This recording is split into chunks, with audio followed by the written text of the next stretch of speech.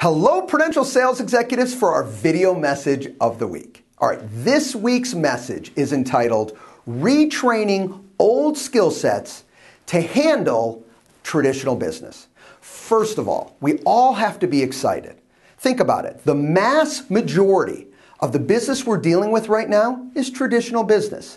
Short sales are plummeting continually, and REO business is an all-time low in a very, very long time. So exciting times. But the big question that you have to ask yourself is, am I as prepared as I could be to deal effectively with traditional business? Well, that's what our message is today. So let's get started.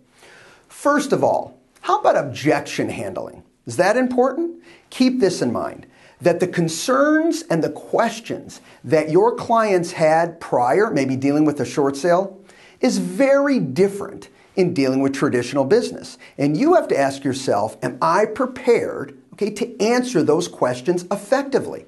You know, not only do you have to answer the questions effectively that your client has, you have to ask the right questions to not only handle objections, but to minimize objections. Very, very powerful. This doesn't happen by accident. It happens because you're practicing your skill sets. Here's another one. Effectively pricing a property. We didn't have to worry about that for the last few years, and now it's very prevalent.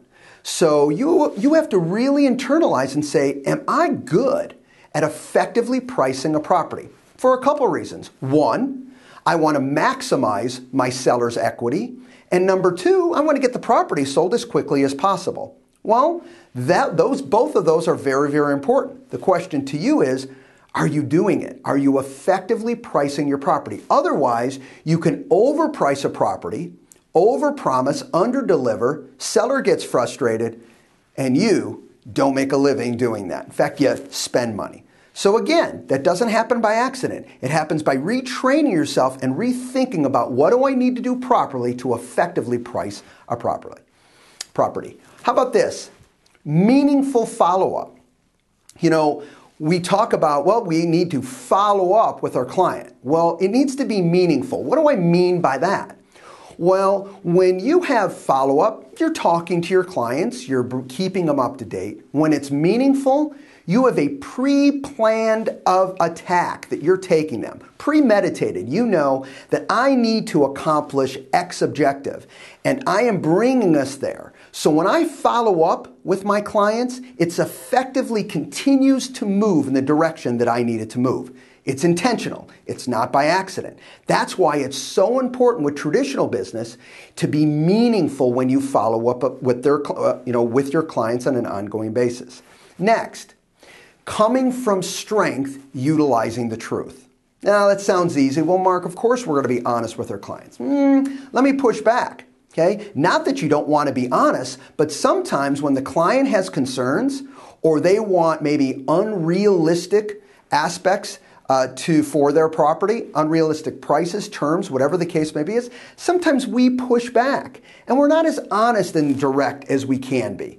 All right, we tend to shy over that. Why? Well, we don't want to upset the apple cart. What ends up happening is we give less quality service to our client, all right, and of course we don't ultimately get the job done. Now, I'm not here to tell you that you may think at sometimes it makes sense to take maybe an overpriced listing and say over time to bring that price down. I really don't have a problem with that in certain cases as long as you're intentional about it, that you get it and you've laid the proper groundwork, the proper aspect about price reductions in the future, and you've got control over the situation. That's really the key here. Is it intentional and do you have control?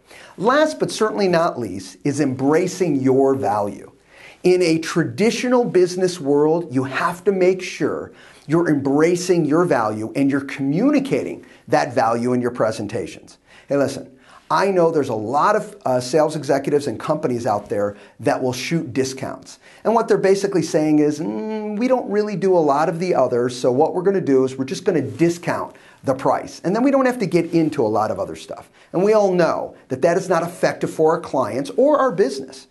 So the reality of it is how do you make sure that you're giving the highest quality of service, the highest benefits to your client, and also getting paid to do that? effectively. That all comes within your presentation, okay, how you deliver your message, and make sure it all starts with you embracing the value you offer. Remember, all realtors are not created equal. All right? How are you setting yourself apart, and how are you communicating that message to your client? Have a great week, everybody, and enjoy all this traditional business. Bye-bye.